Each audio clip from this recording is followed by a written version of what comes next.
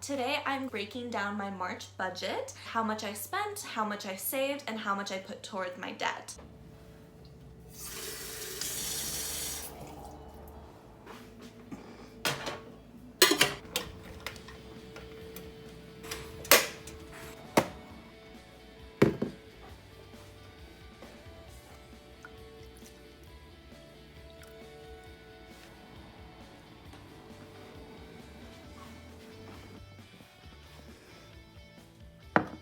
Hey guys, what's going on? Welcome back to my channel and welcome to the video. Today I'm going to be breaking down my March budget, talking about how much I spent, how much I saved, and how much I put towards paying off my debt.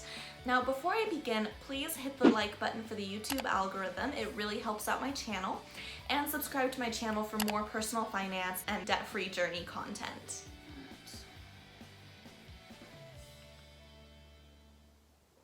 Now, at the beginning of March, I started with $714.30 in my bank account. That is how much I had at the beginning of the month. So you may be wondering just how much money I had to work with in March. I was lucky enough to receive a full month's worth of paychecks. So I have my paychecks and then I have my tips, and those are the only things that I use to pay my bills. So for my paychecks, I ended up receiving $1,304.61. And then for my tips, I ended up receiving $83.07. Now, the tips, half of them are probably from March and the other half are from February, but because I didn't start this in February, I'm counting it all together because I was saving that money. So in March, I had in my possession $83.07 in cash tips. So that is what I'm using. So putting those together, I had a total of $1,387.68 for bills. And then there are 4 other sources of income that I had. I ended up paying off one of my credit cards, the lowest one that I had at the beginning of March. And in order to do that, I used part of what was left over from my college fund, and those were stocks. So I ended up selling some of my stocks in order to pay off that one credit card so that I only had to worry about the 2 other credit cards. So that sale was $1,873.87. So that is how much I received from my stock sale.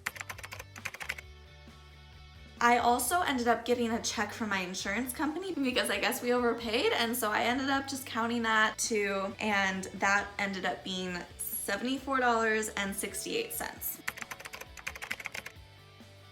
Now, I was very surprised because I received a check in the mail from a relative who sent a check out to all of my cousins as a post-graduation, like, hey, life kind of is tricky sometimes. Some people are going back to school, some people have debt, some people are doing this and that.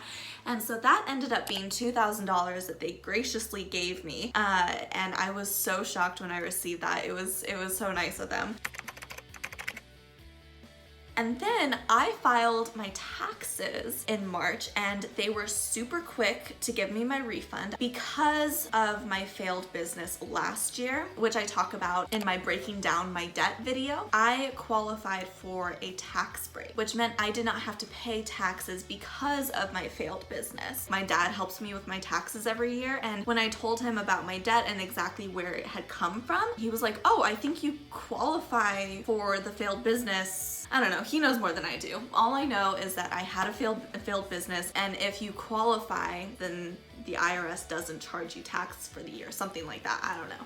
And so I ended up getting everything that I had paid towards them as a refund, which was amazing. And I put in $2,294, so I ended up getting back $2,294 in return. It was a very nice surprise. And that came in at the end of March. In total, I had, and this is really shocking to me, lots of surprises in this. After talking about all of my different sources of income, I received a total of $7,630.23. I cannot, you guys, you have no idea just how shocked I was when I saw that number. I was like, oh my God, that is amazing. I spent a lot of money this month, and most of it was what I was expected to spend because that's what my bills were. I saved some money in some categories and I overspent in other categories, and I don't entirely know what to do about it, so let me just break it down for you. March, as I explained in my March video, link up here if you haven't watched it yet, I had to pay even more in rent because there's only 3 of us living here, but on top of that, I had to pay extra for the last week of February, so that was tacked onto the March bill. So for rent, I ended up having to pay $624. And then I am in charge of paying the internet bill. So the internet is $48.99 each month. So I ended up paying $32.66 because one of my roommates paid me back right away and the other hadn't. And then garbage ended up being $7. So here's how that makes sense, because internet, I'm normally in charge of paying the entire bill and then they reimburse me $48.99. And then garbage, I was in charge of paying $23.33. However, I ended up paying the full amount, and so they hadn't reimbursed me. So I subtracted the person who paid the entire garbage bill. I put $16.33 and subtracted that from $23.33, and that is how I got $7 for garbage. And then with power, I ended up paying $41.87, so not bad at all.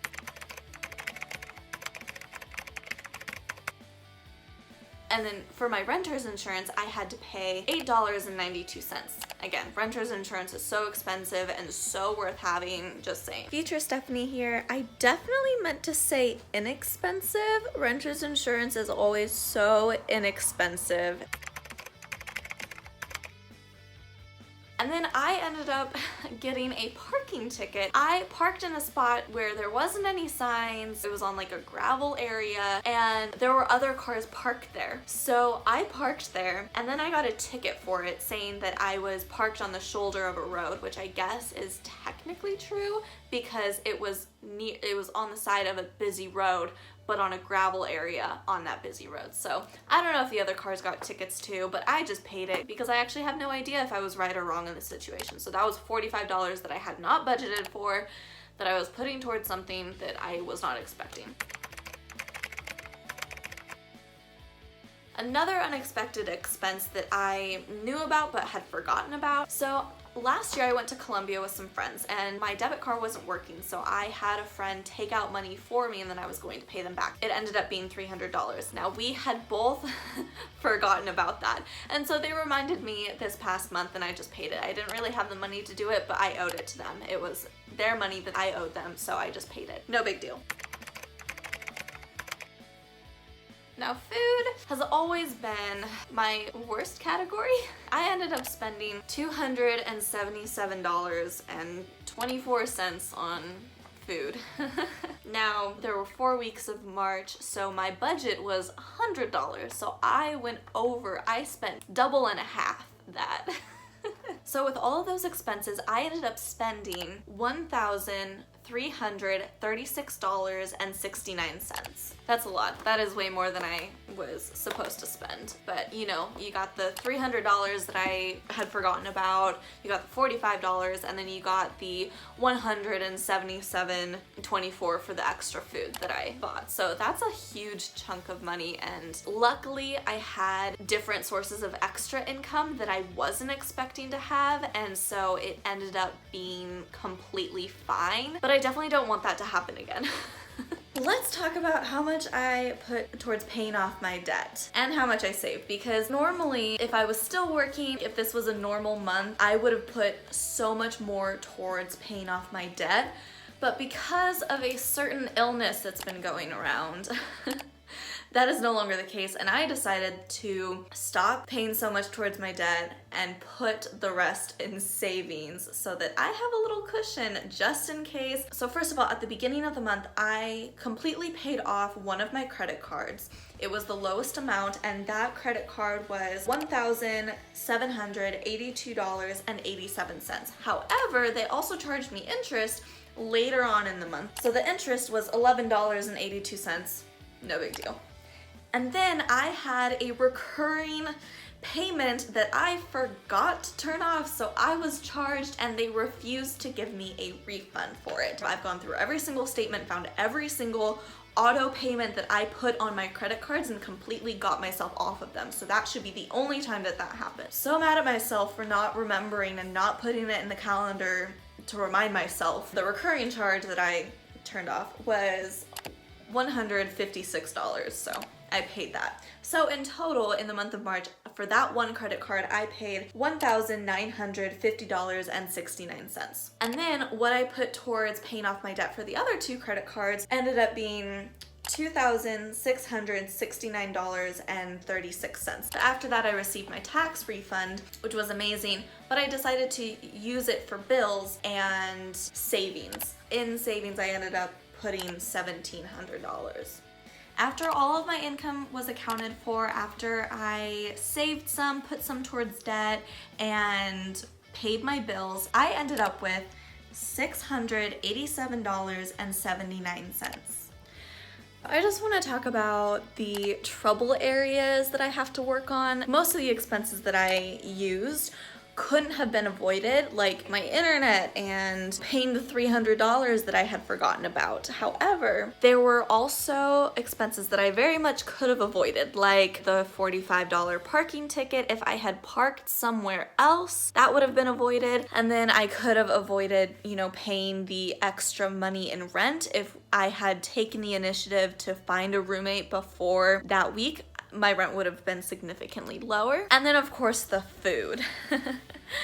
Now I went $177.24 over. That is something that is not okay with me. So that's definitely a trouble area to work on. I need to really focus on making food at home and just making food at home. If I had bought everything that I bought, but just at a grocery store instead, different ingredients to make different things, probably would still be over budget, but I wouldn't be over budget by $177. So I think focusing on making food at home and only buying food at a grocery store. I'm gonna figure it out. I'm gonna get it done, and April is going to be a much better month. So there you have it. That is my March budget breakdown. Thank you so much for watching this video. If you enjoyed it, please give the video a thumbs up for the YouTube algorithm and subscribe to my channel down below for more personal finance, budgeting, and debt-free journey content. Thank you guys. Have a wonderful day. Bye. Oh man, this tea is cold now. I started this video with hot tea, and now it's cold. So if that gives you any indication of how long I've been filming for, yeah, there you go. Oh my God, look at the camera. Just look at the camera. Have so much trouble with that. Ridiculous. Does not take you that long to film a clip.